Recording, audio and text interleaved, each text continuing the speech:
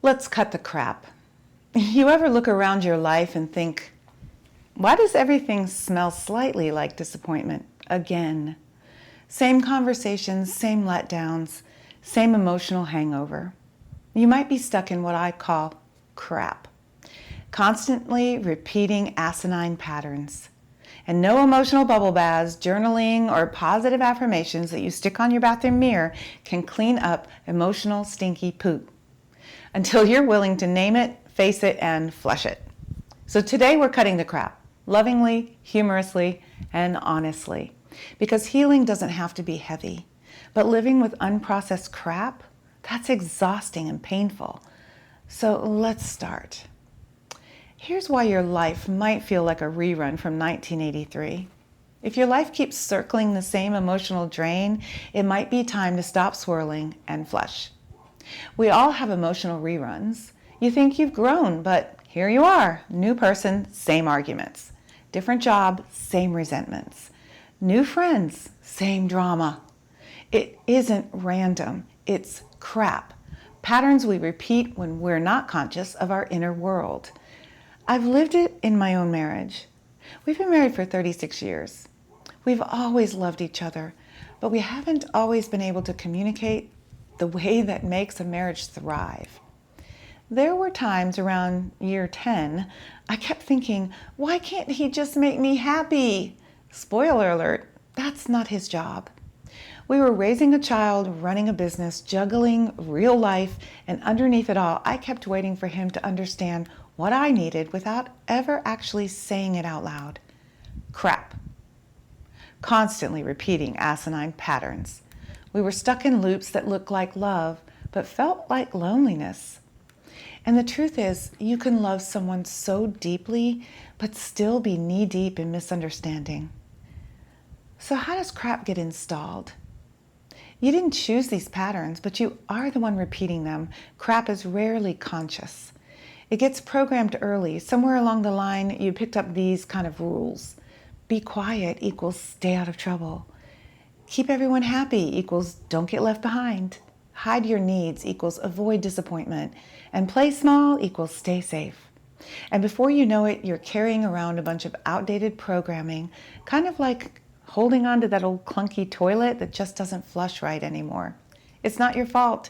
Your brain just thinks that what's familiar is safe, even when it's no longer working for you.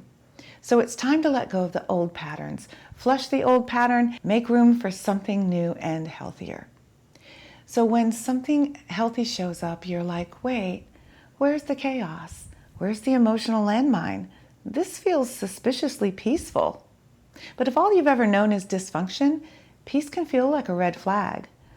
So here's what 30 years in the wedding business taught me about patterns. Weddings are a beautiful love bubble, a snapshot of our best selves, suspended in joy, champagne, floral artistry, and promised vows. It's when love feels new, effortless, and full of possibilities. But as the years go by, those promises can fade into the background. And instead of holding on to each other, we can start holding on to little bits of crap. Resentments, assumptions, old wounds, and silent expectations. Suddenly we stop seeing the beauty in each other and start wondering where that smell is coming from, not realizing it could be our emotional baggage we brought from the past. The couples who flourish aren't perfect. They're just the ones who remember their vows and decide to focus on the things that do work and not only on the things that don't. Who learn to flush the crap before it piles up, and who keep choosing honest connection and communication and willingness to grow over staying stuck in old patterns. After photographing 1,500 weddings and watching people promise forever through tears, belly laughs, grand decor, and awkward toast, and beautifully handwritten vows, here's the truth no one talks about. After the cake is boxed up and the thank you notes get lost in a junk drawer, old patterns sneak in. People slowly revert to what's familiar and not always what they promised. I've seen it in brand new love, wide open hearts, soft voices, sweet intentions, shut down 3 years later when real life kicks in. Because love isn't proven at the altar. It's built after the honeymoon, after the toddler tantrums, after the awkward silences, after the 11 p.m. stare down when no one wants to be the first to say, I'm sorry. What I've learned both through my lens and my life is this: patterns predict more than feelings do. You can love someone deeply and still unintentionally sabotage the relationship if you don't learn how to cut the crap. Here is where we become emotionally constipated. Yes, we're going there. You can't expect a life full of joy, love, connection, and flow if you're emotionally clogged. Let's be honest. When you don't deal with your emotional crap, it builds up like a stubborn blockage in your pipes. Ignoring it won't stop it from eventually coming to the surface, or worse. You get resentful, rigid, reactive. There's no room for love to move through you. So, let me ask you this. What spills out when you're under pressure? When life gets hard? When your kids roll their eyes, your partner forgets the thing you asked him 3 times, or a stranger cuts you off in traffic and blames you? What comes out? Because if it's rage, blame, sarcasm, or silence, guess what? That's what's been sitting inside you, festering like forgotten oranges in the back of the pantry. And hey, I've had my fair share of stink, resentment, control, snappy comebacks I regretted before they even finished coming out of my mouth. But here's the good news. You can be your own plumber. What you keep inside is up to you. You get to clean it out.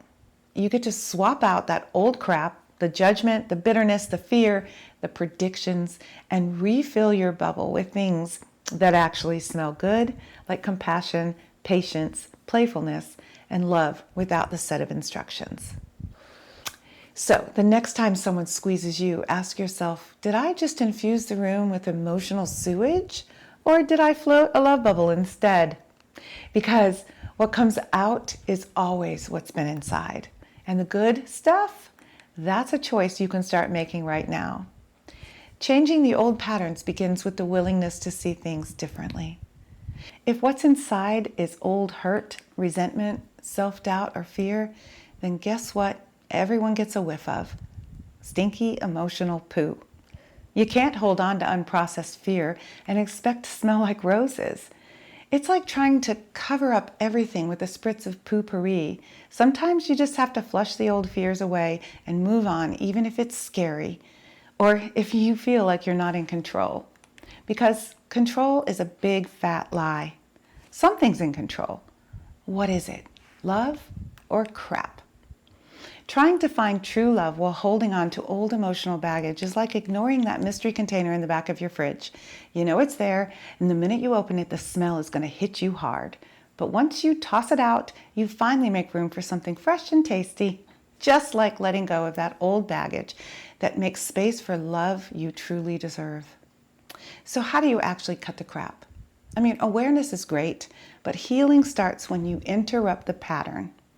Here's a little exercise that might help you cut out the constantly repeating asinine patterns. Crap. C. Catch it. Just notice it when it happens. The moment where you feel yourself shrinking or snapping or ghosting or clinging, that's your signal to say, oh crap, and prepare yourself to get unclogged. R. Reveal it. Call it out. I do this thing where I expect someone to rescue me, then resent them for not knowing how. Boom, you opened a loop. A. Ask a better question. Instead of what's wrong with me, ask, what is this pattern trying to protect me from? Sometimes just acknowledging it starts to work like taking an Imodium. P. Practice something new. It'll feel awkward at first, but awkward is the birthplace of transformation. Try a new script, a new pause, a new truth. If you usually find yourself shutting down during a tough conversation, try leaning in and listening with empathy instead. Or if you tend to dwell on the negatives, challenge yourself to find one positive thing in the situation and focus on that.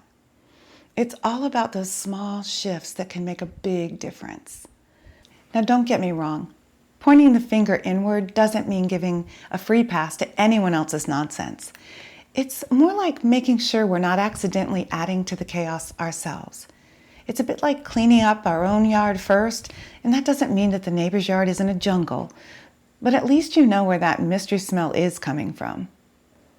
Replacing crap with love. Once you cut the crap, you have to fill the space with something, or you'll just find fancier crap. This is where love comes in. A reflective reset. After you flush the crap, don't just sit in the void. Replace it intentionally. Here's a simple love practice that you can do anytime you feel off center. L, listen to your emotions. Not just the loud ones. Listen for what's underneath, what's really going on inside me. O, own what's yours. Your needs, your choices, your growth, without blame. Where can I take loving responsibility here? V, validate how you feel. You don't need anyone else's permission to honor your truth.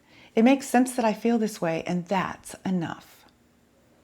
E, evolve. Not all at once, just one better choice at a time. What's one small thing the next version of me would do? When I stopped needing my husband to read my mind and started speaking my needs, we got closer. When I stopped trying to be the fixer and started being real, we healed. And when I stopped waiting for him to make me happy, I started discovering joy inside myself that I forgot was there. He didn't steal it. I buried it under a ton of crap that was begging for my attention, and then somehow thought he put it in the junk drawer. And that is the real work. It begins here, today, in the love bubble. You don't have to stay stuck. You're not too much. You're just full of unspoken needs and unmet truths. Crap doesn't leave because you finally figure it all out. So, if you're ready, the flush handle is right there, friends. Because healing, it's not poetry, it's plumbing. And in the love bubble, knowing when to flush, that's emotional wisdom.